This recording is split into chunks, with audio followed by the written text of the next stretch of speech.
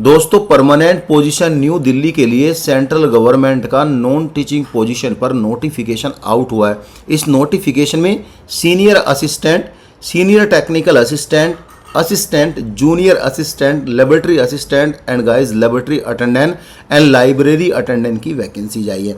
इसमें experience and fresher दोनों category के कैंडिडेट एलिजिबल है अप्लाई करने के लिए। कुछ वैकेंसीज एक्सपीरियंस कैंडिडेट के लिए, कुछ वैकेंसीज फ्रेशर कैंडिडेट के लिए, लेकिन ज़रूरी नहीं कि आपका जो एक्सपीरियंस है वह गवर्नमेंट में होना चाहिए। इसमें अगर आपने एक्सपीरियंस एज ए प्राइवेट किसी कंपनी में लिया है तब भी आप इसमें एलिजिबल है अप्लाई करने के लिए। ये जो वैकेंसीज आई है ये दयाल सिंह कॉलेज की तरफ से आई है, जो कि यूनिवर्सिटी ऑफ दिल्ली का कॉलेज है। हालांकि इंटीमेशन हमने वीडियो बना के 5 से 7 दिन पहले ही बता दिया था कि यहाँ पे वैकेंसीज आने वाली है। एंड गाइज इसका अप्लाई लिंक एंड और ये नोटिफिकेशन सभी कुछ आपको टेलीग्राम पे मिल जाएगा। 9/4/2026 को ये एक नोटिस आउट हुआ था जिसमें बताया गया था कि यहाँ पे इस डेट को वैकेंसीज का कंप्लीट नोटिफिकेशन आने वाला है। एंड गाइज जो इसकी लास्ट डेट है वह 10/5/2026 है। एंड गाइज ये देखो यहाँ पे 11/4/2026 आज की डेट में जिसमें वीडियो बन रही है इसमें ये नोटिफिकेशन फुल नोटिफिकेशन आउट हो गया है। बोला गया है आपको यहाँ पे जाके इस लिंक पर जाके आपको अप्लाई करना है। टेलीग्राम ज्वाइन कर लो, सिंगल क्लिक करके आप वहाँ से फॉर्म को फिल कर सकते हैं। एंड गाइज यहाँ पे जो वैकेंसीज आई है जो ये 35 साल की जिसमें एज क्राइटेरिया दिया हुआ है। देखो सीनियर असिस्टेंट और सीनियर टेक्निकल असिस्टेंट के लिए बिलो 35 ईयर की एज चाहिए। अगर हम बात करें बाकी अदर वैकेंसीज की बिलो 35 ईयर की एज चाहिए। जो एज आपकी कैलकुलेट होगी वह एज या 10/5/2026 से की जाएगी। एंड गाइज सबसे ज़्यादा जो वैकेंसीज आई है लेबोरेटरी अटेंडेंट के लिए, फिर यहाँ पे उससे कम वैकेंसीज लाइब्रेरी अटेंडेंट के लिए। एंड गाइस जूनियर असिस्टेंट के लिए वैकेंसी आई है। जिसमें ज़्यादा वैकेंसीज है वे सभी फ्रेशर कैटेगरी के लिए वैकेंसीज है। बाकी जिसमें सिंगल ये 3 जो ऊपर की पोजीशन है इसमें एक्सपीरियंस कैटेगरी कैंडिडेट ही चाहिए, क्योंकि यहाँ पे जो है हायर पे लेवल रखा गया है। यहाँ पे लिखा है last date of application 30 days from publishing of advertisement, जो मैंने बताया आज आया है 11/4 को एंड 10/5 को इसकी लास्ट डेट रहने वाली है। एजुकेशन क्वालिफिकेशन के ऊपर बात करेंगे।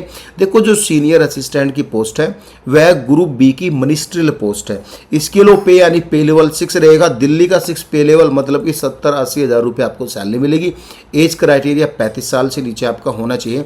एजुकेशन क्वालिफिकेशन में पहला क्राइटेरिया आपको कंप्लीट करना है डिग्री का, आपके पास बैचलर डिग्री होनी चाहिए। दूसरा क्राइटेरिया आपको 3 साल का एक्सपीरियंस एज ए असिस्टेंट पे लेवल 4 पे आपने काम किया हो। यहाँ पे लिखा है application should be in central government यानी स्टेट गवर्नमेंट या भी PSU या फिर कोई भी कॉरपोरेट बैंक का हो, कंपनी का हो तो आप एलिजिबल है, यानी इस पे आपने एज ए असिस्टेंट पे काम किया है। यहाँ पे लिखा है कि प्राइवेट कंपनी या बैंक यहाँ पे वही एलिजिबल होगी जिसका एनुअली टर्नओवर 200 करोड़ का हो। दोस्तों मैं आपको पहले से ही बोलता हूँ अगर आप कहीं प्राइवेट भी करना चाहते हैं तो उस कंपनी को ध्यान से देखें और उसमें ही ज्वाइन करें जिसमें 200 करोड़ का टर्नओवर हो, क्योंकि नॉन टीचिंग की 80% वैकेंसीज में इस तरह की वैकेंसीज ऑलमोस्ट दिल्ली यूनिवर्सिटी में यहाँ पे एक्सपीरियंस होल्डर ही मांगे जाते हैं और उनको प्रीफरेंस दिया जाता है। नोट में लिखा है candidate should have proficiency in computer application noting and drafting ETC। दूसरी जो वैकेंसीज है सीनियर टेक्निकल असिस्टेंट जो कि कंप्यूटर के लिए आई है, इसके लिए पे लेवल 6 रहेगा। ये भी ग्रुप बी की टेक्निकल वैकेंसीज है। 35 साल से नीचे आपकी उम्र होनी चाहिए। इसके लिए qualification master degree in computer या रिलेवेंट, जैसे कंप्यूटर साइंस हुआ, इंफॉर्मेशन टेक्नोलॉजी हुआ, वो भी तो कंप्यूटर से रिलेटेड है, यानी मास्टर डिग्री आपका होना चाहिए। मास्टर डिग्री के साथ साथ आपके पास 2 साल का पोस्ट क्वालिफिकेशन एक्सपीरियंस होना चाहिए। अगर आपने मास्टर डिग्री नहीं किया, आपने फर्स्ट क्लास की बैचलर डिग्री किया हुआ है।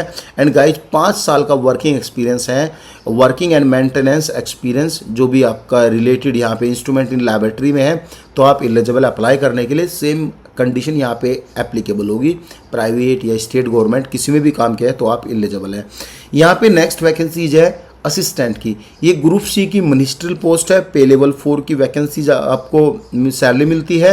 एंड गाइस यहाँ पे एज क्राइटेरिया के ऊपर बात करें 32 साल से नीचे आपकी एज होनी चाहिए। एंड गाइज एजुकेशन क्वालिफिकेशन के ऊपर बात करें, ये एक डायरेक्ट रिक्रूटमेंट बेसिस पर आए हैं, यहाँ पे ऑलमोस्ट सभी डायरेक्ट रिक्रूटमेंट बेसिस पर है। इसके लिए फर्स्ट क्राइटेरिया आपको कंप्लीट करना है बैचलर डिग्री का, दूसरा क्राइटेरिया कंप्लीट करना है 2 ईयर का एक्सपीरियंस चाहिए एज ए जूनियर असिस्टेंट या फिर इक्विवेलेंट किसी भी पोजीशन पे काम किया हो।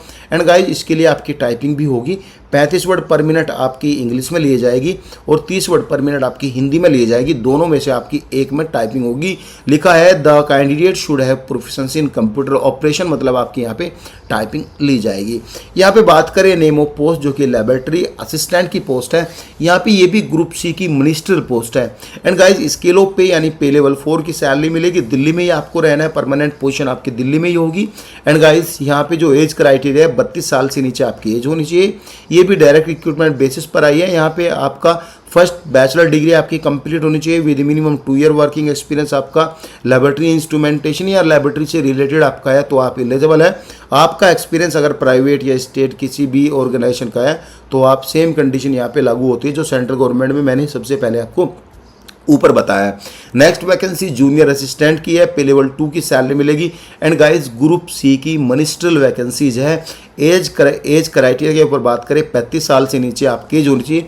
इसमें आपका फ्रेशर कैंडिडेट यानी बैचलर डिग्री है तो आप अप्लाई कर सकते हैं, किसी भी तरह का कोई कंप्यूटर एक्सपीरियंस नहीं चाहिए।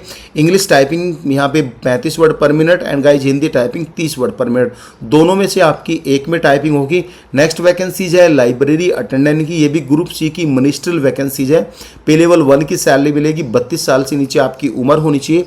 एजुकेशन क्वालिफिकेशन में आपका 12वीं पास होना चाहिए या फिर आपने इक्विवेलेंट किया हो। इक्विवेलेंट क्या होता है मैं आपको बताता हूँ, 10 के साथ साथ आपने 3 साल का कोई भी डिप्लोमा या डिग्री किया हुआ है रेगुलर, वो आप यहाँ पे 12वीं हुए, उसके बाद आपने या in between certificate in library science में आपने किया है तो आप जब भी एलिजिबल अप्लाई करने के लिए यहाँ पे जो है कंप्यूटर एप्लीकेशन की नॉलेज आपसे मांगा गया है। एंड गाइज नोट में यहाँ पे आपका क्राइटेरिया लिखा हुआ है एक्सपीरियंस का, ये बाकी खास कुछ नहीं है, यहाँ पे नोट पढ़ने की कोई ज़रूरत नहीं है। नेक्स्ट वैकेंसीज आई है लेबोरेटरी अटेंडेंट की, जो कि ये भी क्लासिफिकेशन सी ग्रुप सी की नॉन मिनिस्ट्रियल वैकेंसीज है। ठीक है, नॉन मिनिस्ट्रियल वैकेंसीज है। पे लेवल 1 की सैलरी मिलेगी, 32 साल से नीचे आपकी उम्र होनी चाहिए।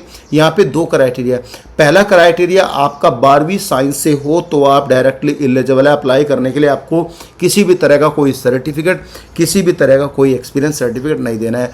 दूसरी का जो दूसरा क्राइटेरिया है उसमें 10वीं पास अगर आप है, उसमें आपने ITI इन लेबोरेटरी टेक्नोलॉजी में किया है या फिर कुछ ऐसा स्किल प्रोग्राम किया है जो कि मोदी गवर्नमेंट का है, वन यहाँ पे as a 1 subject and skill certificate programme में किया है तो आप जब भी एलिजिबल है यहाँ पे अप्लाई करने के लिए। हालांकि 12वीं साइंस ऑलमोस्ट कैंडिडेट्स में अप्लाई करेंगे तो ये जो नोट है, नोट खास कुछ पढ़ने की यहाँ पे इतनी ज़रूरत नहीं है। स्कीम ऑफ एग्जामिनेशन यहाँ पे लिखा हुआ है, स्कीम ऑफ एग्ज़ाम पहले जो है यहाँ पे आप देख लो, ये जो है सीनियर असिस्टेंट का है बाई डायरेक्ट रिक्रूटमेंट का। यहाँ पे आपके 2 पेपर होंगे, यहाँ पे देखो पहला स्टेज में आपका MCQs होगा, दूसरा स्टेज में आपका डिस्क्रिप्टिव होगा। यहाँ पे MCQ जो नॉर्मल क्वेश्चन पूछे जाते हैं ये सब होंगे, डिस्क्रिप्टिव में ये होंगे। फिर आपका यहाँ पे 3rd स्टेज में आपका स्किल टेस्ट भी लिया जाएगा जो कि कंप्यूटर प्रोफिशिएंसी का है।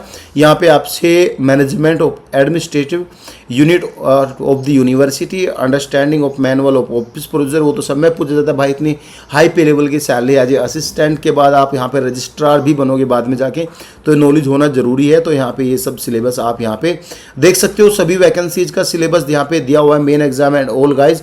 यहाँ पे ये जो सिलेबस है ये सीनियर टेक्निकल असिस्टेंट या technical assistant and laboratory attendant का ये सिलेबस दिया हुआ है।